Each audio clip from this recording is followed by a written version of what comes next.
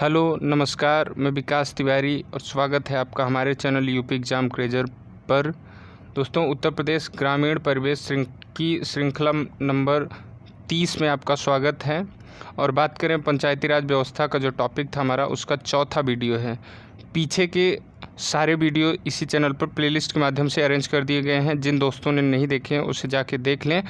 और हाँ दोस्तों, ये वाला वीडियो जो 30वां वीडियो है, ये उत्तर प्रदेश ग्रामीण परिवेश का अंतिम वीडियो है। ठीक है, अब तक हम लोगों ने सिलेबस को पूर्णतः कवर कर लिया है। ठीक है, अब इस वीडियो इतने जो श्रृंखला के 30 वीडियो हैं, इन वीडियो को अगर आपने देख लिया है तो आप सिलेबस के मैक्सिमम पोर्शन को, हम कह रहे हैं 90 to 95% पोर्शन आप कवर कर चुके होंगे। देखिए 100% तो कोई नहीं कह सकता है। ठीक है, तो 95% तक हम गारंटी लेते हैं कि ये इसी 30 वीडियो में समाहित हो गया है। ठीक है, तो आगे हम लोग देखेंगे, प्रैक्टिस के वीडियो बनाएंगे और बाकी अगर जो कुछ भी छूटा रहेगा या हमको लगेगा कि ये एडिशनल जानकारी है, इम्पॉर्टेंट है, तो उस प्रैक्टिस की वीडियो में हम लोग शामिल कर रहे होंगे। और तो दोस्तों चलिए शुरू करते हैं। हाँ दोस्तों, अगर आपको उत्तर प्रदेश ग्रामीण परिवेश से जुड़ी हुई ये श्रृंखला का ये पूरी की पूरी ई बुक के रूप में चाहिए तो आप जो है डिस्क्रिप्शन बॉक्स में इसी वीडियो के देख सकते हैं। उसमें यूपी लेखपाल से जुड़ी हुई ग्रामीण परिवेश की ई बुक का लिंक आपको दिया जाएगा। ठीक है, वहाँ पे मिल जाएगा। ठीक है, चलिए दोस्तों स्टार्ट करते हैं फिर इस वीडियो कंटेंट को। तो टॉपिक था हमारा पंचायती राज व्यवस्था। ठीक है, तो बात कर रहे हैं इसके बारे में। देखिए, भारतीय संविधान के नीति निर्देशक तत्व के अंतर्गत अनुच्छेद 40 के तहत ग्राम पंचायतों का गठन हेतु प्रावधान उल्लिखित है। मतलब वही ना, अनुच्छेद 40 के तहत जो है महात्मा गांधी जी की दिली इच्छा थी कि भैया ग्राम पंचायतों को भी सम्मिलित किया। एक्चुअली वो कहे थे ना कि जो स्थानीय स्वशासन है वहाँ पे स्वशासन के रूप में ही दिया जाए, वहाँ के जो लोकल लोग हैं वही अपने ऊपर शासन करें। ऐसा नहीं है कि कोई दिल्ली में बैठ के केरल के एक छोटे से गांव में शासन कर रहा हो। ठीक है, वहाँ से नियम कानून बना रहा हो। केरल का अगर छोटा सा गांव है तो उसी गांव का व्यक्ति उस गांव का मुखिया बने। ठीक है, उसी गांव के लोगों द्वारा चुना हुआ। तो ये गांधी जी की दिली इच्छा थी। तो गांधी जी कभी संविधान सभा में नहीं शामिल हुए थे। ये आपको जानकारी होगी, हमें लग रहा है कि आपको जानकारी होगी ये चीज़। तो वो संविधान सभा में नहीं शामिल हुए, लेकिन उनको विचारों को तो रखना बहुत ज़रूरी था। तो अनुच्छेद 40 में उनके विचारों को रखा गया। अनुच्छेद 40 ही कहें या कुछ जो DPSP का हमारा पार्ट है, भाग नंबर 4 जो है, इसके मैक्सिमम जो आर्टिकल हैं सब के सब जो है गांधी जी के विचारों से ही प्रेरित हुए हैं। ठीक है, तो ये अनुच्छेद 40 भी उन्हीं के विचारों में से एक है। 73वें संविधान संशोधन 1992। देखिए 73वां संविधान संशोधन 1992 में हुआ था, इस वजह से 1992 लगा के लिखा गया। द्वारा पंचायतों को संवैधानिक दर्जा प्राप्त किया गया। संवैधानिक दर्जा का मतलब समझ रहे हैं दोस्तों? देखो, ये जो DPSP होता है, ये एक समझ लीजिए कि जैसे एक बाप होता है, वो अपने बच्चे को हर एक सुख देना चाहता है, वैसे ही राज्य सरकारें जो हैं अपने नागरिकों को हर एक सुख देना चाहती हैं। ठीक है, लेकिन अब क्या होता है, जैसे बाप के पास अगर उतना पैसा नहीं, उतना ज़्यादा अमीर नहीं है, संसाधन नहीं है उसके पास, तब भी वो थोड़ी ना सुख दे पाएगा। वो कमाई कर रहा है 100 रुपये की, तो वो 100 रुपये तक का अपने बच्चे को सुख दे पाएगा ना। तो वैसे ही राज्य सरकारें हैं, वो वादा करती हैं अपने नागरिकों को, जब कभी हमारे पास आपके पालन पोषण के अतिरिक्त अगर पैसा हमारे पास आ रहा होगा तो वो पैसा भी आपके ही ऊपर हम खर्च करेंगे। ठीक है, तो ये जो DPSP हमारा पूरा का पूरा इसी पे निर्भर है। तो जब राज्य सरकारें उस लेवल का सक्षम होना स्टार्ट हुई, धीरे धीरे ग्रेजुअली जब स्टार्ट हो गई, ऐसे बढ़ता गया उनका जो पॉकेट मनी समझ लीजिए, बचत जो है, तब उसी आधार पे वो लोग जो है DPSP में जो रखे गए प्रावधान थे उसको संवैधानिक दर्जा देना स्टार्ट कर दिए। और बात करें संवैधानिक दर्जा देना स्टार्ट क्यों, मतलब क्या ज़रूरत थी, तो संवैधानिक दर्जा देने से कुछ ये हो गया ना कि आप ज़रूर से ज़रूर वाला प्रावधान अपने नागरिकों के लिए कर रहे होंगे। राज्य सरकारों के ऊपर बाध्यता आ जाती है। ठीक है, जब संविधान में लिख उठेगा तो ये देखिए आगे देखते हैं। 73वां संविधान संशोधन 1992 द्वारा भारतीय संविधान के भाग 9 के अंतर्गत अनुच्छेद 243 में 11वीं अनुसूची के तहत पंचायती राज व्यवस्था की व्यवस्था की गई। ठीक है, पंचायती राज्यों की व्यवस्था की गई। कहाँ पे? भाग 9 में, या और जगह पे कहीं बताए तो अनुच्छेद 243 में या और कहीं बताइए 11वीं अनुसूची में। तीन चीज़ें, ये भाग रहा, भाग मतलब पार्ट रहा, ये अनुच्छेद रहा और ये अनुसूची रही। तीनों जगह में सेम चीज़ का वर्णन किया गया। ठीक है, तब देखिए अगर बात करेंगे नगर पंचायत की तो 12वीं अनुसूची में था। ठीक है, 12वीं अनुसूची में, तो वैसे ही आप ध्यान रखिएगा, इसको यहाँ पे लिखा गया नहीं है लेकिन आप रिलेट करके याद रखिएगा। 2 अक्टूबर 1959 को तत्कालीन प्रधानमंत्री जवाहरलाल नेहरू द्वारा पंचायती राज व्यवस्था का उद्घाटन किया गया। कहाँ पे? राजस्थान के नागौर ज़िले में। ठीक है, राजस्थान के नागौर ज़िले में उद्घाटन किया गया उनके द्वारा। इसी अक्टूबर महीने में ही 11 तारीख को, देखिए अक्टूबर 11, 1959 को पंचायती राज व्यवस्था का आंध्र प्रदेश में भी शुभारंभ किया गया, जो कि दूसरा जगह बना था। ठीक है, आंध्र प्रदेश दूसरा राज्य था जहां पर 11 अक्टूबर 1959 को ये पुनः उद्घाटन किया गया। ठीक है, अब देखिए पंचायती राज व्यवस्था से संबंधित कुछ समितियां हैं, इनके बारे में देख लेते हैं, इंपॉर्टेंट है। इसमें तो यही पूछा जाएगा निम्नलिखित में से कौन सी समिति पंचायती राज व्यवस्था से संबंधित नहीं है। ऑप्शन सी पे लिखा रहेगा कोई तीसरी समिति, चौथी समिति जो अलग रहेगी वही को आपको टिक करके आगे बढ़ना है। तो ये मात्र और मात्र 5 समितियां हैं, इनको याद कर लीजिए और आपका काम बन जाएगा। पहला है बलवंत राय मेहता समिति, ये पहला और अग्रणी है। ठीक है, बलवंत राय मेहता समिति जिसका गठन हुआ था 1957 में। ठीक है, 1957 में इसका गठन हुआ था, जिसने रिपोर्ट जो है प्रस्तुत की थी 1959 में। ठीक है, 1959 में रिपोर्ट प्रस्तुत की है। अशोक मेहता समिति 1977 में, देखिए 57 से 20 सालों बाद जो है ये गठन किया गया। अब रही होगी कुछ बलवंत राय मेहता समिति में जो कुछ बुराइयां रही होंगी, कमियां रही होंगी, उसी को दूर करने के लिए दूसरी समिति बनाई गई जिसका गठन 1977 में हुआ था, माने शुरुआत वाले के 20 साल बाद हुआ था। ठीक, फिर अशोक मेहता समिति हो गया। GBK राव समिति जो थी ये 1985 में आई थी। फिर 1986, 1989 में LM सिंघवी और PK थुंगन समिति बनाई गई। ठीक है, अब देखिए इन सभी समितियों में 2 समिति ये जो हैं ये एक दृष्टि से, एक लिहाज से और इम्पॉर्टेंट है। पहला क्या है, लिहाज क्या है कि ये जो है बलवंत राय मेहता समिति जो थी ये त्रिस्तरीय पंचायती राज व्यवस्था की जो है सिफारिश कर रही थी, और जो अशोक मेहता समिति थी वो कह रही थी नहीं भैया 2 ही स्तर पे स्थानीय स्वशासन करना उचित रहेगा। तो ये देखिए बलवंत राय मेहता 3 शब्द आ रहे हैं नाम में, तो समझ लीजिए त्रिस्तरीय है। और अशोक मेहता नाम में 2 ही अक्षर हैं, तो समझ लीजिए 2 स्तरीय है। ठीक है, ये इंपॉर्टेंट है, पूछा जाता है कि निम्नलिखित में समितियों में से कौन सी समिति ने त्रिस्तरीय या द्विस्तरीय पंचायती राज व्यवस्था की सिफारिश की थी। तो आप इसके लिए 3 बता रहे होंगे, इसके लिए 2 बता रहे होंगे। ठीक है, आगे चलते हैं। अब देखिए बलवंत राय मेहता समिति इस थोड़ा सा और इम्पोर्टेंट हो जाती है, देख लेते हैं इसको गहराई से थोड़ा सा। इस समिति का गठन जो हुआ था 1957 में हुआ था, रिपोर्ट 1959 में प्रस्तुत की थी। ठीक है, त्रिस्तरीय पंचायती राज व्यवस्था का सुझाव दिया, जो कि अभी हमने देख किया बलवंत राय मेहता 3 शब्द आ रहा है, तो बलवंत राय मेहता की वजह से इनका नाम त्रिस्तरीय का सुझाव दिया, समझ लिए ट्रिक है ये।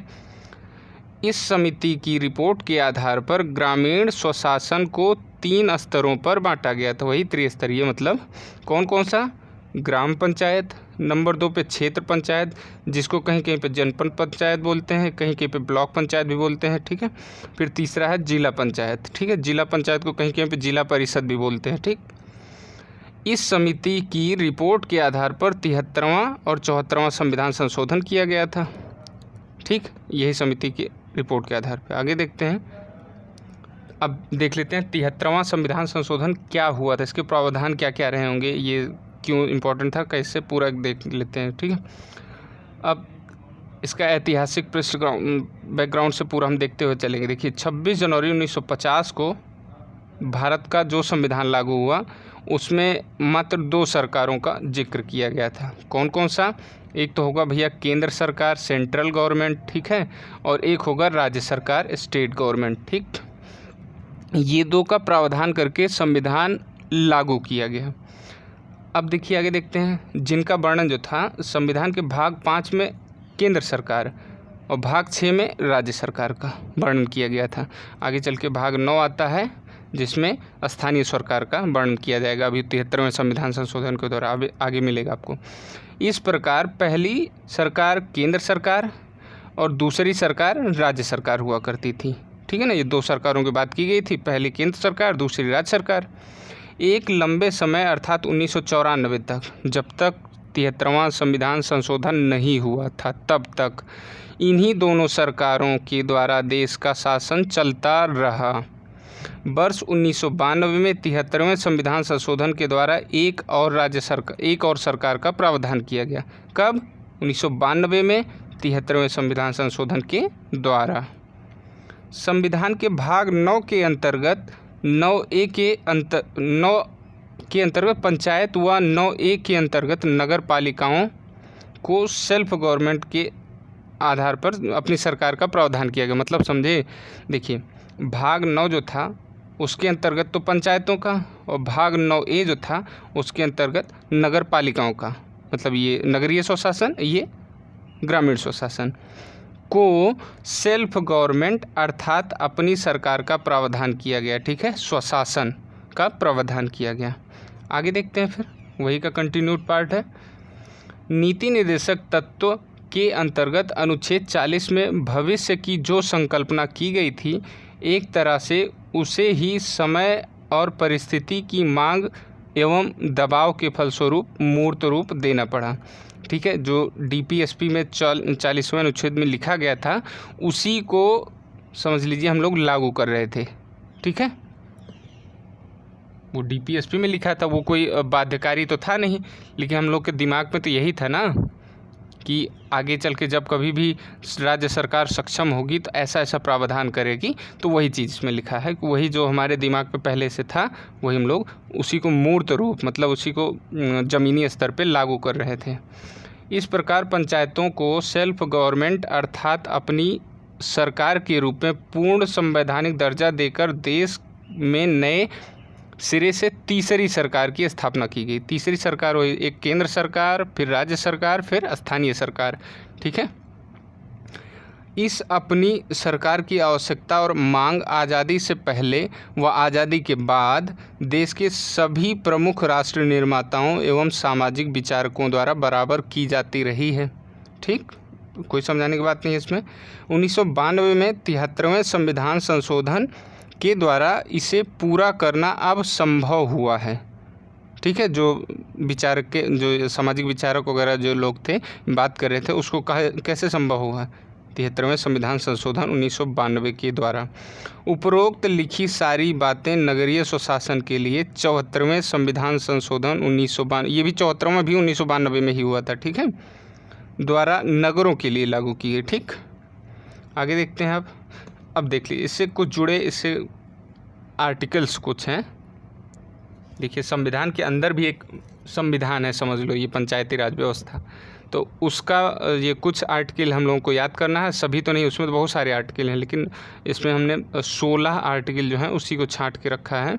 यही अगर आप देख लेंगे, याद कर लेंगे, एक दो बार नज़र गड़ा के रखेंगे ना, तो याद हो जाएगा। तो सबसे पहला 243 क्या बोलता है? परिभाषाएँ दिया गया है। जनरली क्या पूछ लेता ना कि निम्नलिखित में से कौन सा अनुच्छेद पंचायती राज व्यवस्था की सिफारिश करता है? तो अगर अनुच्छेद 40 लिखा है तब तो आप उसको लगा के आगे बढ़ जाएंगे, लेकिन अगर अनुच्छेद 243 लिखा हुआ है तब आप इसे लगा रहे होंगे। ठीक है, क्योंकि ये भाग 9 के अंतर्गत आता है। भाग 9 के अंतर्गत 243 से भाग 9 स्टार्ट होता है और वहीं का ये लिखा हुआ पार्ट है। ठीक, 243 का की बात करते हैं, क्योंकि ये देखो का, ख, ये सब ऐड किए गए हैं। तो ये ग्राम सभा की बात करता है, मतलब क्या होती क्या है ग्राम सभा। ठीक, ग्राम सभा का गठन जो है मिनिमम 1000 की जनसंख्या पे किया जाता है। ठीक, अब ये खा क्या कहता है? पंचायतों का गठन कैसे होगा, कौन कौन लोग वहाँ के सदस्य बनेंगे। ठीक, ये सब चीज़ें जो हैं 243 के खा में बताई गई हैं।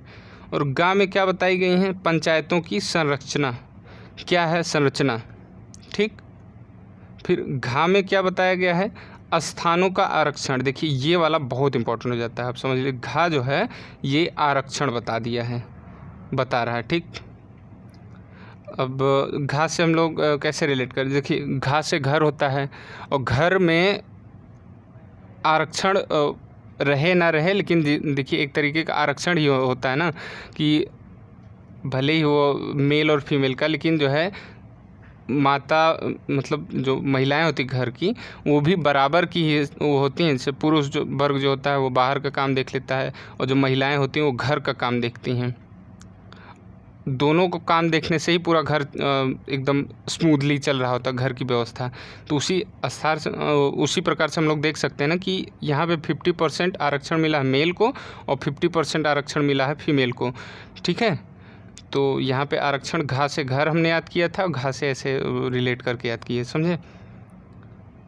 और घा में ही एक चीज़ और लिखा हुआ, क्या लिखा है?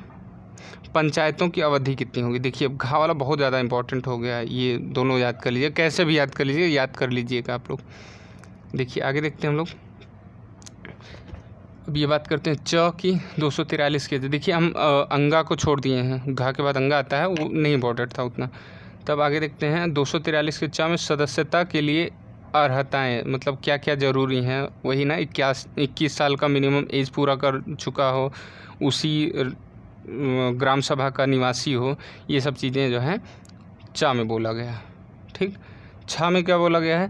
पंचायतों की शक्तियाँ, प्राधिकार और उत्तरदायित्व, मतलब क्या क्या इसके पास पावर्स हैं, क्या कर सकता है और क्या करना है, और क्या क्या इसके अधिकार हैं। ठीक है, ये सब चीज़ें उसका वर्णन किया गया छा में। जा में लिखा गया है पंचायतों द्वारा कर अधिरोपित करने की शक्तियाँ और उनकी निधियाँ, मतलब जा में समझ लो इसके पॉकेट मनी के बारे में बात किया जा रहा है। झा में वित्तीय स्थिति के पुनरावलोकन के लिए वित्त आयोग का गठन, जो कि 5 साल में रिपोर्ट राज्यपाल को सौंपेगा। तो ये इसका गठन जो है झा में किया गया है। ठीक, 243 के इयां वाले पार्ट में क्या है? पंचायतों के लेखाओं का संपरीक्षा, ये उतना इम्पोर्टेंट नहीं है, समझ लीजिए झा से ही रिलेटेड कुछ है, ये उतना इम्पोर्टेंट नहीं है, ये समझ लीजिए, बस लिख दिया गया है। आगे देखते हैं ट क्या कहता है? पंचायतों के लिए निर्वाचन। अब ये भी एक खासा इम्पोर्टेंट रख लेता है, बहुत ज़्यादा इम्पोर्टेंट है ये। फिर ठा में क्या लिखा गया है? संघ राज्य क्षेत्रों में लागू होना। देखिए ये भी एक तरीके से कह रहे हैं हम, इम्पोर्टेंट ही है। जैसे आप पुदुचेरी देख रहे हैं, पुदुचेरी, तो वहाँ वो तो यूटी है, यूटी में भी स्थानीय स्वशासन होता है, लेकिन उसका जो प्रावधान कुछ अलग तरीके से होता है। उसका प्रावधान लिखित कहाँ पे है? ठा वाले में। ठीक है, 243 के ठा पार्ट में। 243 ड क्या है?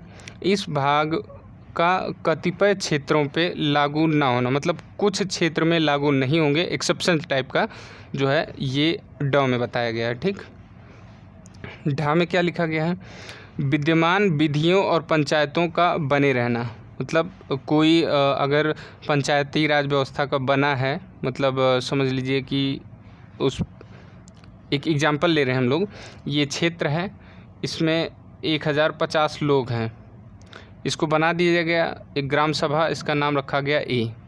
ठीक है, कुछ ऐसा कोई महामारी फैली, आगे चल के इसकी जनसंख्या जो है घट करके 950 हो गई, 100 लोग देहांत हो गया, 950 हो गई। अब देखिए अब ये फुलफिल तो नहीं कर रही है, लेकिन फिर भी इसको जो है एक नया पंचायती राज बनाए रखा जाएगा, एक ग्राम सभा बनाए रखा जाएगा। क्यों? क्योंकि ये बना है अभी, ये परमानेंट थोड़ी ना हो गया, 950 से बढ़ेंगे नहीं। ये कुछ समय के बाद जब बीमारी चली जाएगी तो यहाँ पे लोग फिर से ज़्यादा हो जाएंगे, पलायन करके कुछ लोग यहाँ पे शिफ्ट हो जाएंगे, ऐसा कुछ करके फिर से ये 1000 का क्रॉस कर जाएंगे। तो इस स्थिति में देखिए अब 950 है भी इसका, लेकिन फिर भी ये स्थिति बनाए हुए है। ठीक है, ग्राम सभा का रूप अभी भी धारण किए हुए। तो ऐसी कुछ स्थिति जब बनती है तो ये ढा के अंतर्गत में बताया गया है।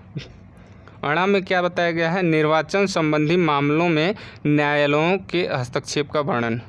देखिए अगर कभी यहाँ पे कोई धांधलेबाजी पाई जाती है निर्वाचन में, कोई पैसा चला दिया है, ठीक है, कोई साड़ी बांट दिया, कंबल बांट दिया है कोई प्रधान बनने के लिए, तो अगर कोई ऐसी स्थिति है और जाके कोई रिट दायर कर देता है तो वो न्यायालयों का वर्णन, मतलब हस्तक्षेप इसी आर्टिकल के तहत किया जाएगा।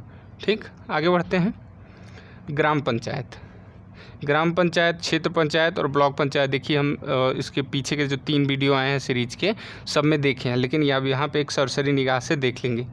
देखिए ग्राम पंचायत का वर्णन जो है 11वीं अनुसूची में किया गया है। अनुसूची की बात करें तो, और भाग की बात करें तो 9 में है। अनुच्छेद की बात करें तो 243 में है। ठीक, 73वां संविधान संशोधन 1992 में संपन्न हुआ। आगे देखते हैं। उत्तर प्रदेश में 22 अप्रैल 1994 से लागू हुआ। देखिए अब ये कतिपय इम्पोर्टेंट हो जाता है। 22 अप्रैल 1994, ठीक है। ओवरऑल पूरे भारत में कहा जाएगा तो 24 अप्रैल से लागू हुआ था। ठीक है, 24 अप्रैल को पंचायती राज दिवस मनाया जाता है। ठीक, तो लेकिन 22 अप्रैल 1994 से यूपी में लागू हुआ था। ठीक, उत्तर प्रदेश में 23 अप्रैल 1994, जस्ट जिस दिन लागू हुआ उसी के अगले दिन राज्य निर्वाचन आयोग का गठन हुआ। 23 अप्रैल 1994 को राज्य निर्वाचन आयोग का गठन किया भैया। चीफ इलेक्शन कमीशन वाला जो भारत का निर्वाचन आयोग, उसका नहीं हो रहा था क्या? हाँ भैया, नहीं हो रहा था, तभी तो किए, क्योंकि जो पंचायतों का चुनाव होता है उस किसका जिम्मेदारी होता है? वो राज्य निर्वाचन आयोग का जिम्मेदारी होता है। इसी राज्य निर्वाचन आयोग द्वारा अगले वर्ष 1995 में पहले पंचायत चुनावों को अंजाम दिया गया, संपन्न कराया गया। ठीक है, 11वीं अनुसूची, ये जो है 11वीं अनुसूची के तहत 29 विषय शामिल हैं। 11वीं अनुसूची के तहत 29 विषय शामिल हैं। बात करें जो 12वीं अनुसूची है, जो कि नगर पंचायतों के लिए स्वशासन की व्यवस्था करती है, उसमें 18 विषय शामिल है। ठीक है, 29 विषय हैं 11वीं में, 18 विषय हैं 12वीं में। ठीक है, 12वीं अनुसूची में। अब ये याद करने का एक तरीका देखिए, 29 विषय हैं, इनके अंकों का जोड़ोगे आप तो कितना हो जाएगा? 9 2 11, और 11वीं अनुसूची की बात भी हम लोग कर रहे हैं, ये ऐसे याद हो जाएगा। ग्राम पंचायत का मुखिया उस गांव का प्रधान होता है जिसकी मिनिमम उम्र जो है 21 वर्ष होती है। किसकी? जो प्रधान बनने के लिए लालायित है, खड़ा हुआ है चुनाव में, वो जो है 21 वर्ष का मिनिमम हो जाना चाहिए। साथ ही जिसका चुनाव जो होता है ये प्रत्यक्ष मतों द्वारा किया जाता है। न्यूनतम 1000 की आबादी पर ग्राम पंचायतों का गठन किया जाता है। ये अभी हमने पीछे डिस्कस भी किया था। आगे देखते हैं। क्षेत्र पंचायत या ब्लॉक पंचायत जिसको बोलते हैं, साथ ही साथ इसको जनपद पंचायत भी बोला करते हैं। जगह जगह की बात है, ये राज्यों की। त्रिस्तरीय व्यवस्था का मध्य क्रम है ये। ठीक है, सबसे छोटा होता है पंचायत, ग्राम पंचायत, फिर क्षेत्र पंचायत, फिर जिला पंचायत। इसका एक प्रमुख और एक उप प्रमुख होता है, पता ही है आपको। क्षेत्र पंचायत में चुने गए सदस्यों द्वारा एक क्षेत्र प्रमुख का चुनाव किया। मतलब देखो, हम लोग चुनाव करेंगे क्षेत्र पंचायत के सदस्यों का, और क्षेत्र पंचायत के सदस्य जो हैं वो चुनाव करेंगे अपने में से ही क्षेत्र पंचायत के प्रमुख का। ठीक, तो इसका चुनाव जो प्रमुख है, इसका चुनाव तो अप्रत्यक्ष हो गया, लेकिन सदस्यों का चुनाव प्रत्यक्ष होता है।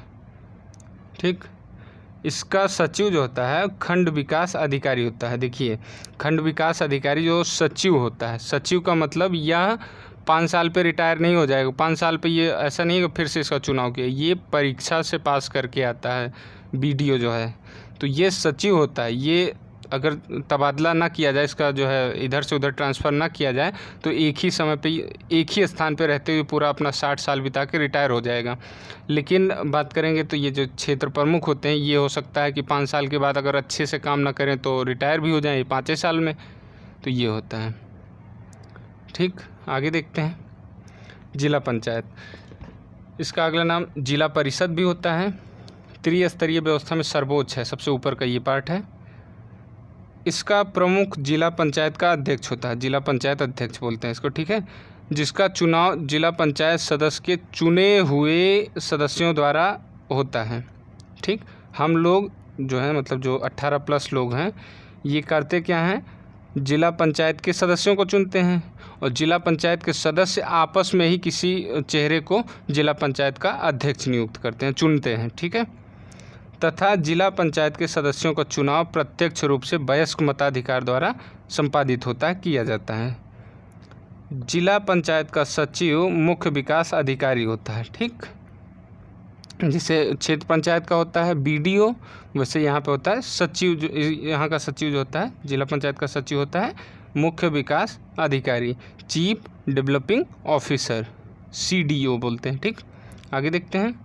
विशेष रूप से स्मरणीय तथ्य, अभी देखो इंपॉर्टेंट नोट जिसको बोलते हैं वो चीज़ है। जिला पंचायत अध्यक्ष तथा क्षेत्र पंचायत अध्यक्ष के चुनने की 1 वर्ष के अंतर्गत कोई अविश्वास प्रस्ताव नहीं आता है। ठीक है, जैसे अच्छे से काम नहीं कर रहे हैं तो भैया फिर भी आपको 1 वर्ष उनको झेलना ही पड़ेगा। 1 वर्ष के अंतर्गत कोई भी अविश्वास प्रस्ताव नहीं आता है। लेकिन अगर नहीं अच्छे से सुधरे हैं वो, तो 1 वर्ष के जैसे ही बीतता है तुरंत आप अविश्वास प्रस्ताव लाइए।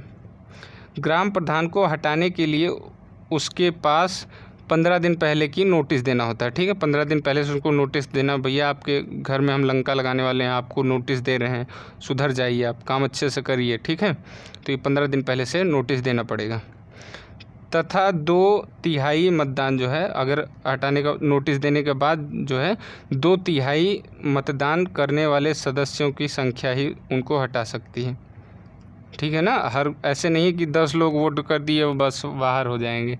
2/3 मतदान करने वाले सदस्य होने चाहिए।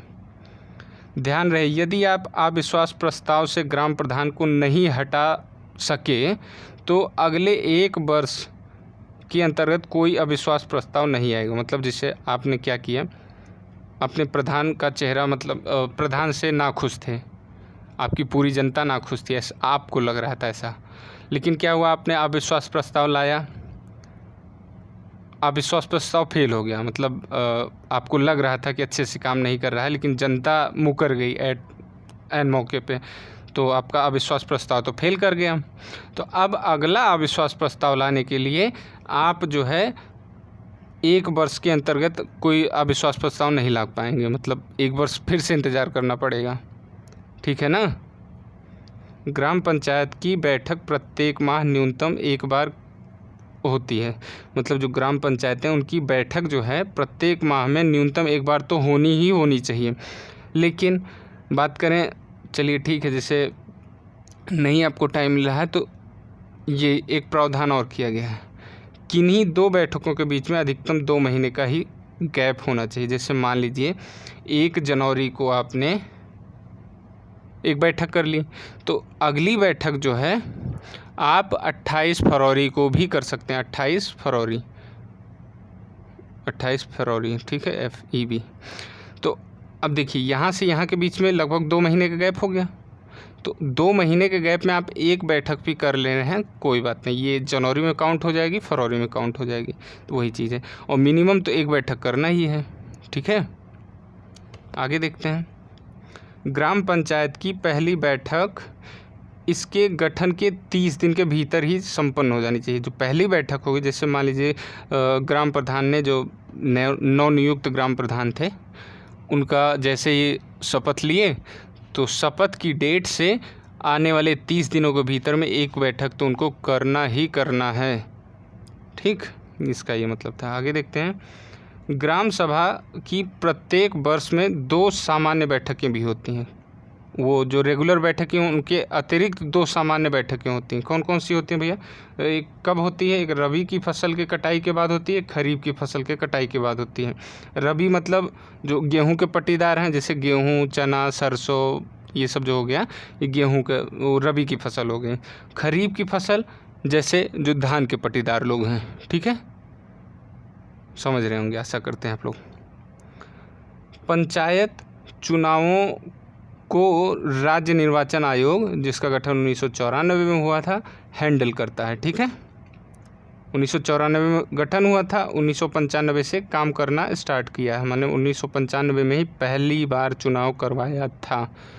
ठीक ना, आगे देखते हैं। तो धन्यवाद दोस्तों, इस वीडियो में इतना ही था।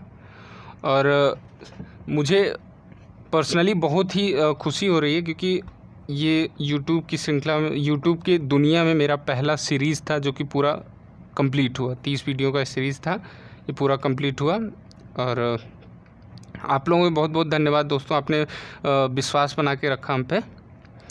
तो धन्यवाद दोस्तों, मिलते हैं आगे का कोई अगर दूसरी सीरीज़ लॉन्च करेगा। अब मैं सोचा है कि उत्तर प्रदेश जो स्पेशल उत्तर प्रदेश विशेष है उसको लॉन्च करें, उसकी सीरीज़ लॉन्च करेंगे। तो उसमें हम लोग लगभग 35-40 वीडियो उसमें भी बनेंगे, वो भी पूरा उत्तर प्रदेश स्पेशल ख़त्म हो चुका होगा उतने वीडियो में। तो हम लोग अभी तो मिलते रहेंगे जो है प्रैक्टिस श्रृंखला में। तो धन्यवाद दोस्तों, बाय बाय।